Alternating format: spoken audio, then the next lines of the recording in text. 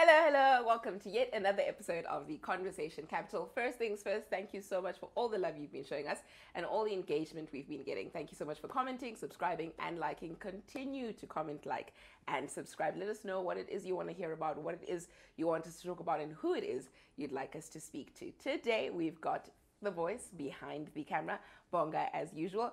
And then we've got her very favorite person in the whole world, Mr. Liking Kosi. Guys, you stop my boyfriends from coming forward. He's one of my favorite people. Okay, one of her favorite people, boyfriend, is still probably number one. We've got Mr. Liking Kosi. Hi, how are you doing? I'm good, thanks. How are you? I'm awesome, thank you. Thank you so much for joining us. Today we're chatting all things to do with technology and social justice.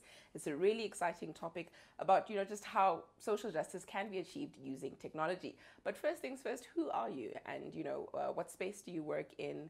What do you do? Sure. Yeah. It's always a difficult question to answer. Officially, on paper, I'm a software engineer, which means that I'm supposed to write code day in, day out. But I spend a big chunk of my time either teaching other people how to write code or traveling, speaking at different conferences about the weird things that I build in my free time. I lecture at WITS, and I also sit on a few social justice focus boards, such as the Social Cohesion Advocates Board with the Department of Arts and Culture, as well as the Ahmed Kathrada Foundation. Okay, that's really cool. That's really cool. And speaking on that, I know you've done a bit of work around social justice. What kind of work? What have you done? So I started this journey really with the Ahmed Kathrada Foundation, working in their youth department, doing various things from university initiatives to youth development focused type of things. So my background is in, firstly, conservation. That was one of my origins. And then a big focus of it has been anti-racism work, or as the foundation puts it, deepening non-racialism. A nice catch-all umbrella term for anything that has to do What do we say now? Deepening non-racialism. Oh, I didn't know this term. Okay, that's really cool. Okay, and that's just like the umbrella term. It's a nice catch-all umbrella term that allows us to do work in every sphere that we think needs our involvement. Sure. Okay. And then when we speak of technology and the intersection with social justice, what comes to mind? How does somebody, Sure, what's the first thing that you think? Okay, this is the best way to explain technology, social justice, and their interaction. Yeah, I think it's a brilliant time to start talking about this intersectionality, and it's particularly because there's no place or there's no sphere of life that is not impacted by technology. The pandemic showed us this. We see this in modern day warfare. We see this in every single sphere of life, in that technology is a big critical part of it. The African continent in particular has always been seen as the dark continent, the unconnected continent. Yes. But when you consider the fact that there are more than twice the number of smart cell phones on the continent than there are people, it tells you that people are connected and that we use technology in every single sphere of life. So I think the intersectionality has been there for a while. We just haven't been talking about it. So looking at how it can be used, technology can be used as a tool of social justice. So if you look at like the girl with the hair, the Afro girl. Zuleika Patel. Yes, Zuleika Patel, the Pretoria Girls High girl who, her fight was won on social media, because she had this huge afro and she was, fighting against the discrimination thereof, or whatever the term is. And if you look at how technology was used in that way, like, a digital form of social justice. So that's really small scale. We're looking at a high school and how it affected the whole country was moved. We had, what was the higher education guy? Blade. I'm forgetting his name, Panyaza Lesufi, who came through and also spoke very boldly around that. And, but I feel like being motivated, of course, by the social media influence. Everybody's like, say something, somebody must say something, And so we're in this era where social media, we can like start putting pressure, for the first time, the community at large has a voice really to say, how do we put pressure on the powers that be to say something at the very least? And so looking at things like that, what are the pros and cons that you see as somebody who's involved in both spaces, technology and of using not just social media, but technology as a whole to achieve social justice? How can it be done correctly? Yeah, I think firstly, just to touch on the use of technology, right? If you think about it, there's fundamentally nothing radical about using about what we're seeing now. When we think about back in the days of your Kathradas and Mandelas, activism and social justice was centered on being able to mobilize people. Back then, they used pamphlets, they used Radio Freedom out in Media's Livonia, always been, right? yeah. It's a way of reaching people. People were in the streets, people were reading newspapers, people were reading pamphlets. No one does that nowadays, right? Everyone is on social media. And so technology is a tool that helps us reinvent how we were doing things. When we look at on a much larger scale than the Pretoria Girls High, the Arab Spring, they used Facebook to mobilize people in order to go and march on the government. Sure. And so what we're seeing is that where before we would physically have to walk to these different places and leave pamphlets, we can now do it sitting in this room and reach 1 million people. So, Just listening to you, what I like about that, firstly, you're locating it in the time that we exist in. What he said is that we're not being radical. It's the time we exist in. So I like that, because it's like when we look at social media activism or just activism at large, we like looking at the young generation as being innovative. But is it innovative when you're doing when you're using the tools that exist in this generation? Era. You know? Also, the fact that is it when the older generation looks at us, they look at us as being lazy. Like you said, absolutely. we're in a room. Absolutely. I mean, people always criticize social media activists to say you are keyboard warriors. Yes. Right? But if you look at the impact that garnering this kind of support and discussions on social media has, an MEC has to come down from his tower, right, to go to a school and respond to people, whereas probably I'm pretty sure some parents had sent him emails. Right? Yeah. But because so many people in the community are now taking note of this thing, he has to come.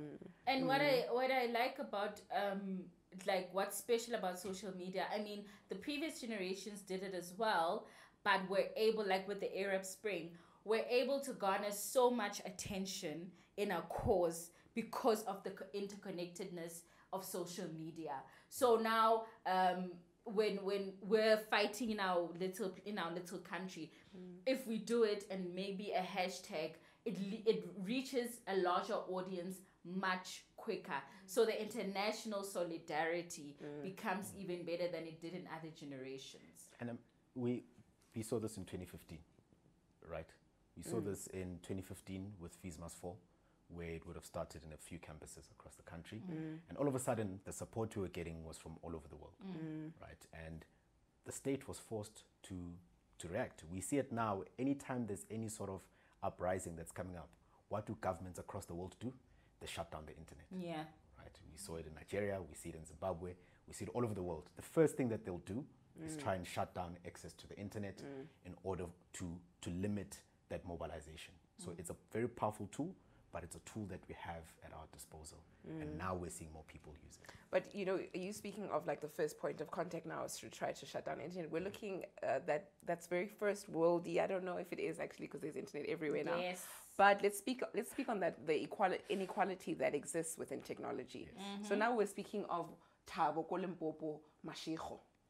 Asnang access to internet. Does this not deprive him from engaging in the fight for whatever is being fought for? It really dictates which voices are amplified. Social media.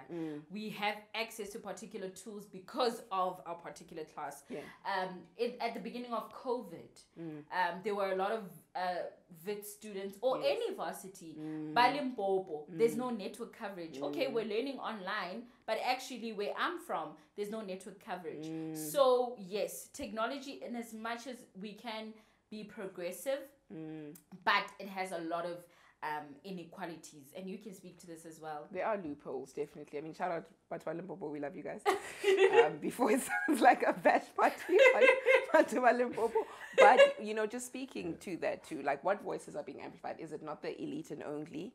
Or, you know, are we getting to a place? Because, I mean, it is a bit of a stretch now to say Batwa Limpopo don't have internet. That would be a lie, you know. The truth is, it is far-reaching. I think I can think of my grand's village in Malawi, in the Kirk Range. Like, it is the deep rurals. Like, you drive through a river to get there, and I can Facebook just fine from there, you know. So it's quite far-reaching, yeah. It's far-reaching, but the type of people that have a reach at social media use particular language. It's not. I almost said it's not in Ntabiseng was booking, but honestly, Ntabiseng was booking because of social media, not because they are Ntabiseng, but because of social media and the voices that get amplified. If I say I don't have access to education, okay, it may reach a particular audience, but if I say monopolization, capitalism, what, it will have a much larger reach than Ntabiseng was going to say.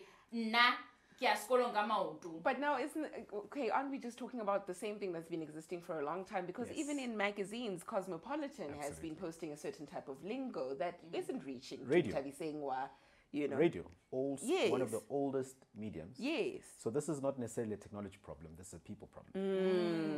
Love it. And I think we very often try to superimpose the problems of society on top of technology, whereas technology is just a tool. Reproduction. Right.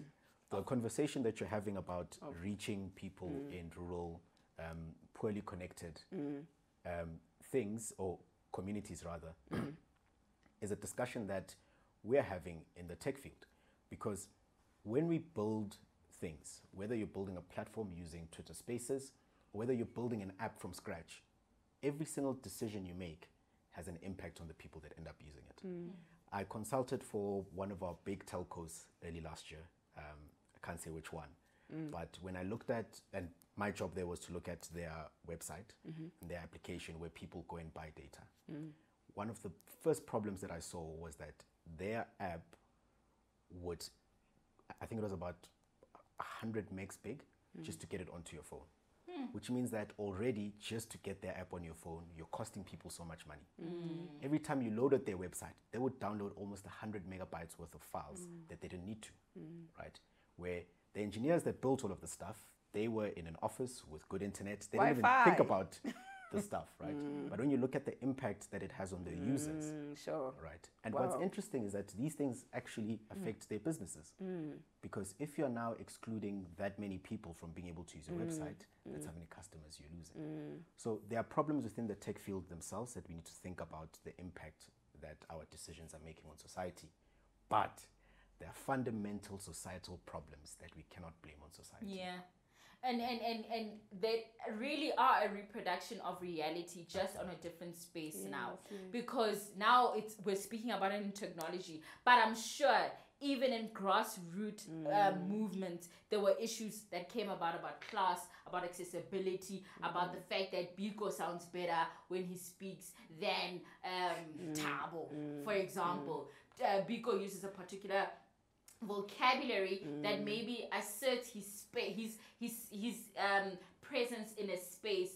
He maybe didn't use Twitter or Facebook, but still the fact that he uses particular words would attract more people than Ntabiseng or Bonga. So Bonga, just to reiterate just what a societal problem this is. If you think at university activist spaces, right, you find a lot of people that went to former Model Cs and private schools that deliberately change their accents in order to sound more radical, because the space itself prioritizes that type of language and diction, right? So it's a societal construct that we've built into that space to say, if you sound a particular way, right, then we see you as the true person that belongs here, and therefore will a true representative of our plight as black people. You can't come there and be like, country. Exactly. It's our country. It's a country.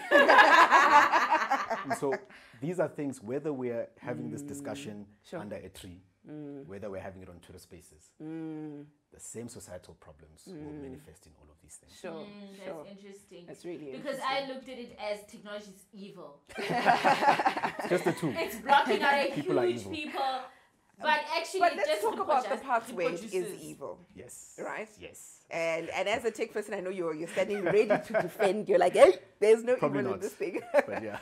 But just the managing of it. I mean, if we look at things like fake news, if we look at things like bullying, cyberbullying, how do we mitigate these things? How do we manage these things? Before you answer that, like, I want to even come up onto Twitter and YouTube. Content creators always complain about this, but how the algorithms discriminate a particular audience. YouTube, it's gotta discriminate. Yeah, keep going. But it was just an addition on that. In that, it like it brought us back to the reality that it's really a people's problem. But actually, technology sometimes also, in its own ways, reproduces these things deliberately. Do you know why? Because people build technology. When I write code, my biases are built into that product that I'm building. If I'm writing an algorithm that says, very, very simple example. There's a company that built an artificial intelligent model, an AI model that categorizes or that rates an interviewee. So you apply for a job, I'm interviewing you, there's a camera that's recording you, and it would give me a scale of whether I should hire you or not. And then we would factor that in. Very simple proof, right? Just from the training data. It was found that if you had a bookshelf in your background, it was very likely to score you high. Why? Because the people that trained that model, when they teach you to say this was a good candidate, right? The person's own biases to term that picture to say this was a good, most of them had bookshelves. Because we generally associate that as someone who's learned, someone who's educated, someone who's focused, etc. Right? If you are chilling at a car wash, there's a case there next to you while you're doing this interview, then I'm going to teach this thing to say that this was not a favorable candidate. Sure. The machine simply sees all of the people that I said were good had this thing behind it. All of the people that I said were bad had this thing behind it. Therefore, this is the thing. So technologists themselves, we cannot get away from building our own biases into these machines. Sure. This is why technology is largely white-orientated, male-orientated, because the large majority of people who build technology solutions are white men across the world. We're done recording. I honestly. We're done recording.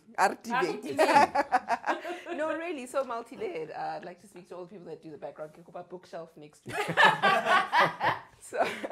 So now speaking towards more than the managing of the negative parts of, I don't want to just say social media, but I think it's social media only where you get bullied and fake news passes around.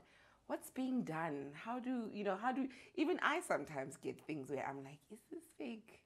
We've all seen these makulas passing Fanta orange. Did you guys get that one this week?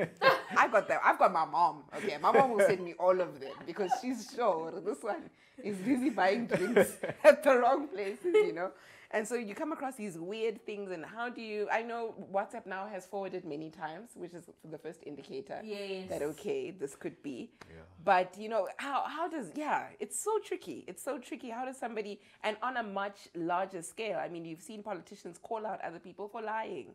Like, no, this is a lie. This is a blatant lie. But things that we would at first hand, immediately believe, how do we manage? Or is it the same thing that these are problems that were on radio, that were on print news, and now they're just migrating to, but now at a much rapid scale, like it's happening so quickly. It's rapid and a much bigger problem now, because if you think about traditional media, they were very centralized. There was an authority that had power over what information goes out, whereas now we've decentralized that authority. I can go on Twitter and read something written by anyone. And if 5 people start retweeting it, and then it becomes 5 from each of them, the algorithm will then pick it up and say, actually, this is something that's newsworthy. Right? So now that's why we're seeing it as a big problem, because we have no control over who gets to say what. How do we fix it? The first question is, how do you fix people? Right? Sure. Because if we can solve that, then we would know how to build the technology that then solves those problems. What we can do in the meantime, though, is inform people that we suspect that. But at the end of the day, it'll always go down to humans. I mean, when we look at what Facebook does, for instance, on fake accounts and fake news, they have to hire physical human beings that sit and verify stories. It's not sustainable. You especially at the rate they come in. Exactly. And so the best we can do is that once we suspect that this thing might be fake news, the best we can do is just notify people. That's why if you if you try to retweet a tweet with a link on Twitter, Twitter will ask you, do you not want to read this thing first? Actually does. To see if maybe this is something this is what you think it is. Because because the heading might be this. Retweet a headline. Hey! Exactly. But the story is different. Might be something, Why? And a lot of the times the story is different. People use the headline to sensationalize. Yes, and to but when capture you your but when you attention, read it's like, actually no, that's not what they See, say. that's why people with bookshelves, they read. But also, the people that put these things out, right? Our own, what we used to consider reputable news sources, right? Understand that people are easily angered, and they will deliberately put headlines that are inflammatory and then write a tame story because they want to get that social media attention, so that they can say we reach 5 million people and make money from advertising. It's all about the bottom line, right? So the best we can do is maybe build something that says the headline in the story may somewhat misalign, and then we block those kind of things. But it's also very difficult to discern because language is such an intricate thing. Right? The sarcasm in language. How do we teach a bot to teach sarcasm? To figure out sarcasm.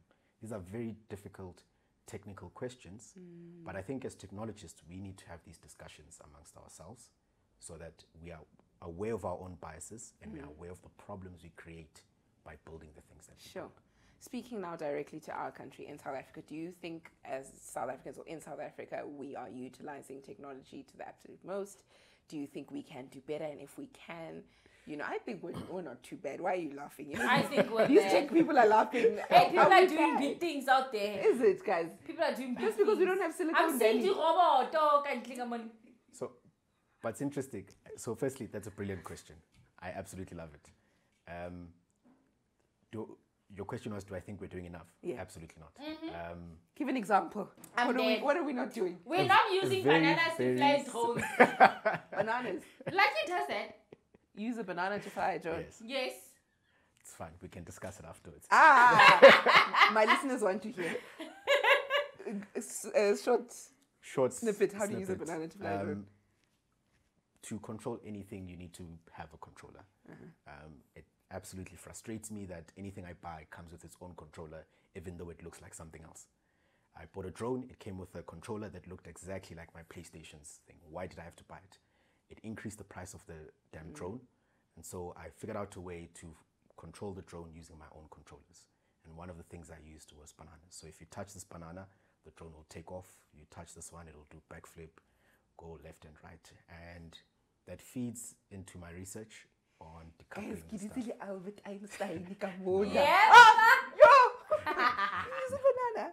A real banana. Come on. Or something that's shaped like a banana. A real fruit that you walk into a store and buy. No, man. If we can insert clip there. Yeah, sure. we need to see I'm sure it. we'll find a clip. Yeah, no, we need to see it because I feel like it's going to trend for untapped. fake news. It's going to trend for fake news. We don't want fake news. Yeah. No, it's a real thing. That's cool. Okay, so what are the other things that you think we could expand and do? Actually, even at grassroots, because I remember in high school doing IT, like I told you before the interview, studying Delphi, 4i count.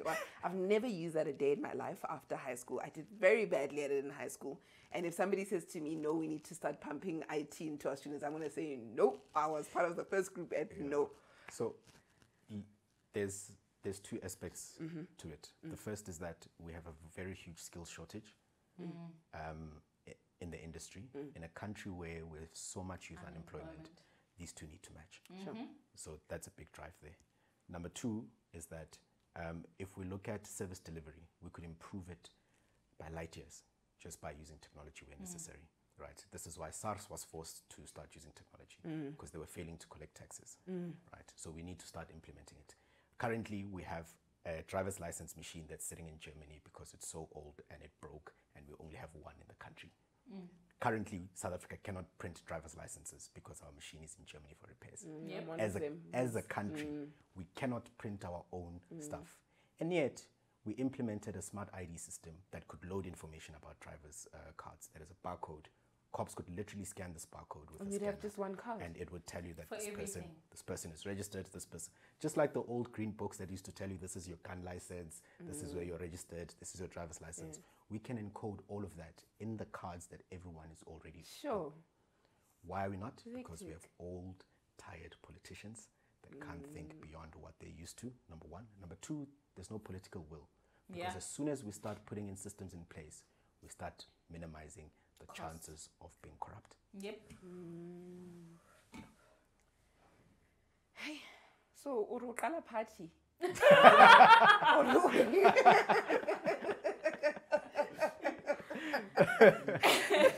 So one of the things that I find with myself is that I'm obviously raised from a mom and a dad. Me, my dad, she more bitirinyana with technology and emails. But my mom, she's the, look at the phone weirdly, type, forward it many times, let me add on to them many times, And I find that weirdly, and this is really weird because I did IT at school and I'm in this new generation, but I find myself also being very flabbergasted by technology. My friends always tease to say if there's one person who's going to be just left behind when it comes to the technological wave, it's Ursula. Because as soon as the gate now has a new system, you've got to call, and I'm like, why? What's wrong with the remote? Just open the gate. Why do I need an SMS and an exit code? Like, I get very flustered by technology. And I really don't want to pass that on to my children. What are early childhood things that you can now start, so that they aren't flabbergasted by all, like me, definitely. How about a new app? I'm just like, God, why again? We have to start learning something new, So how does one train their child to be interested in these things? I think three things there. The first is that even if you try, you won't be able to stop your kids from it. Yeah. These kids are born and they pick up a cell phone and they do stuff. Blows my mind away personally. Number two is that technology is constantly evolving. No matter what you do now, in 10 years' time, it's going to be completely different, right? And when we talk about, for example, the fourth industrial revolution, right? When we look at the first, the second, and the third, at every point, people were opposed to it because it was merely a different way of doing things. Now, can you imagine waking up your horse at 3 o'clock because now you're done with groove, you want to go home? We can't fathom it now, right? Because it's just absolutely outdated. That's technology. That's what technology is. People will be amazed that you guys used to print newspapers and just hand them out and then throw them away. What a waste, right? And so evolution will just take care of itself. And then lastly, is that everyone, as far as I'm concerned, whether you use it or not, everyone should be learning how to code. It's a survival tactic. And we need to start teaching kids the stuff as part of their school curriculum. Just as we taught them So you're how saying to don't remove IT. In fact, introduce it earlier. compulsory. Sure. Coding is that important. Coding is that. In fact, just a few months ago, I had one of our directors ask me if I would teach, if I would teach someone who's going to study accounting how to code. How to code. That's how important and Every essential it's single becoming. sphere of life. Sure. Last question. What are the trends that we need to look out for? What's happening What's in this happening space? in the tech space? We have very little time left. But if you could quickly tell us, because those of us, we are behind. Trends for everyday people. I think that's because there are global trends and then there's trends for Everyday people. For everyday people. Payments. Payment. Payments are transforming entirely. Can't COVID wait. taught us that we need to stop using money because money is dirty, money is prone to corruption, and money is just old. Jwale o reng ka di-taxi driver? They'll have They've to no come to choice. the party. Ne? They've no choice. The time for money is running out, and digital transactions are a big thing. And if we look at organizations like Vuma with them laying fiber connections in townships across the country, right, more and more people are going to get connected, and more people are going to be able to use the technology that we put out there. Sure. And then the last thing is that we have the most advanced banking systems in the world, which means that we have no choice but to move on from money. It's going to help us start fighting corruption, and it's going to help us move the country to the next level. Sure. Thank you so much for joining us. Ending on that note, I think we're going to have you in to tell us more about cryptocurrencies and digital money and how to navigate that space. We hope to have you again. Thank you so much for joining us for yet another episode of The Conversation Capital. We will catch you on the following Friday or soon. Continue to like, share, and subscribe.